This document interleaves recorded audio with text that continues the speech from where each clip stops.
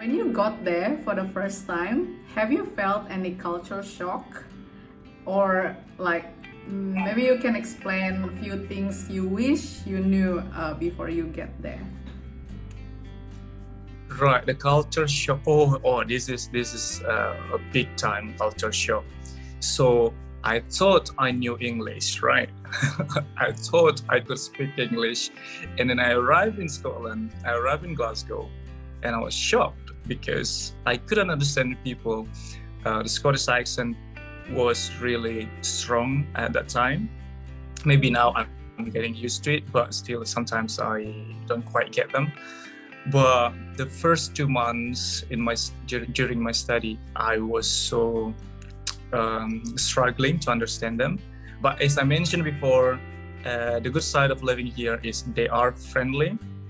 So every time I was struggling, they always tried to make sure that I was okay, that I understood what they're saying. So I was like, okay, this is nice. So every time I was confused, I showed my confused face. They would be like, Eko, do you understand what you're saying? I was like, oh no, of course I don't. But carry on. So in your opinion, should people get a master degree or is it worth it at all?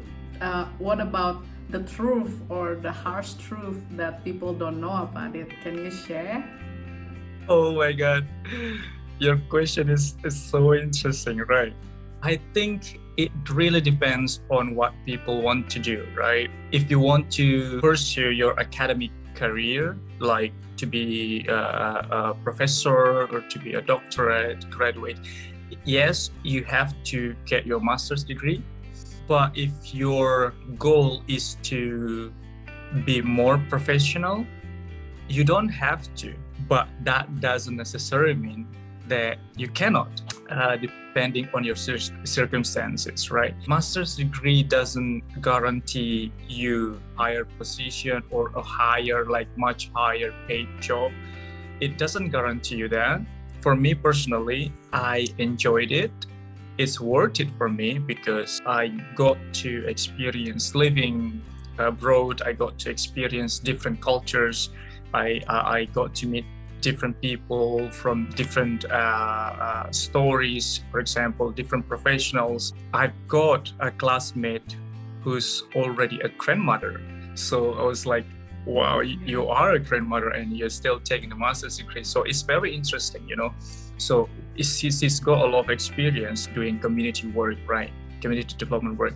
And in that sense, I think studying a master's degree in the UK for me is very beneficial for my personal development and professional development even. But if you think that you have to take master's degree because everybody else is taking a master's degree, so I think you have to think about it. Do I really need to go there? Do I really need to take there? So yeah, especially if you pay everything by yourself. Exactly. So exactly because it's so expensive, especially for international students. Even if you get scholarship or something and that's not really your goal, then why you waste your time? So yeah, exactly. So Eko, which university you went to and how did you get accepted in that uni? Because I think it's not easy, right? So yes, can you share about it? Right. So I went to University of Glasgow. This is one of the reasons as well why I chose University of Glasgow, because it doesn't require you to send your application by post, right? Because some of my friends, they spend so much to send the applications to this university by post. Imagine if you are applying in 3 or 4 universities and sending that post by mail will cost you a lot of money, right? So why not email? Exactly. So it's expensive and you can lose your document. Right? Exactly. Lose it in the way, right? So in the University of Glasgow, they don't require you to do that. So all the application was online. I went to the website, there's a apply button, so you need to click apply button. It will take you to the registration form, to the application form, but the most tricky part is to get reference letters from your employer or your academic supervisor. So they're required 2 references. So I got 2 references, one from my academic supervisors from my previous education, and 2 is from my employer. So it's like a professional reference. I'm glad because I've built a communication with my supervisors.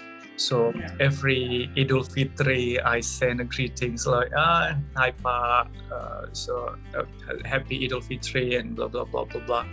I wasn't a top student, but I go along with my supervisors well. Building a relationship is very important. Exactly. So, but when I was graduated, I sent thank you email to them. So every occasion, every now and then, you don't have to send them like a regular email, like once a month. Just send them like once or twice a year. So they remembered me. So they sent a very nice reference letter.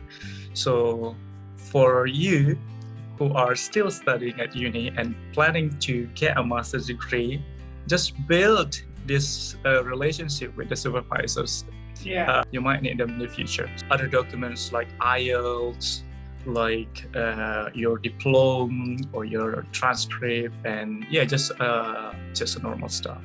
How did you make your essay? Because it's difficult, right? What are your tips about it to make a good essay? In writing essays, even for my scholarship, because I got scholarships to study in the UK. So I think what made me accepted, what made my essay accepted, is that in my essay, I tried to be real. You're trying to tell them that you've done stuff, right? So it's not like I'm going to, I will. It's not like a plan, because everybody can plan, but not so many people can do, right? Tell them that you have an interesting story so that they would offer you an opportunity to grow yourself, to develop themselves, to make it even better, even bigger. I think that's what you need to write on your essays. I'm not very good at writing, like making a webinar, Zoom online webinar about how to write winning essays for scholarships. But in my personal experience, that worked. So As an international student, is it actually difficult to get an internship or a placement there? Is your university helping you, or you have to actively find by yourself? When I was doing my internship, so I was looking that like on my own first, because I wanted to find something that was really interesting for me, that would help me develop some aspects in my professional work. At that time, it was very challenging or difficult for me to find it on my own, because there's not many opportunities, right, in these fields like community development work and stuff like that.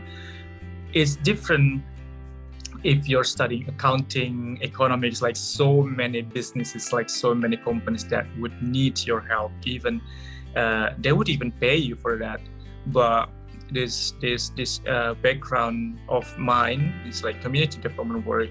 You have to do like an intensive browsing, researching that which organization that you would like to go to.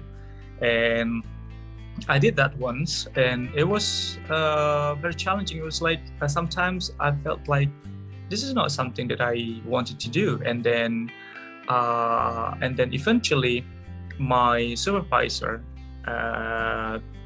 told me about this organization because he knew someone in that organization, and that Echo, try this one. Email them and try to explain what you want to do. So I emailed them, introduced myself, I sent them my CV, and I explained that I wanted to do an internship and I wanted this and that. I wanted to get involved in that particular areas. And then they got to me and then they invited me for interview.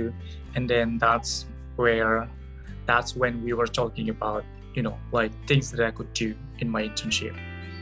Yeah, so competition is really tough there, right? I mean, especially for international students. Yeah, exactly. Yeah. Maybe because also you have like limited working hours, probably, or Yeah, exactly. That probably one of the reason, and also if the time span is very short, right? So because it's 1 year program for master's degree, and you have to do like 3 months placement internship, and then you have to find very quickly, like otherwise you're gonna miss it, and then you have to wait, for other opportunities. So it's like I was under pressure in terms of times and like the lack of opportunities. Yeah, that must be difficult.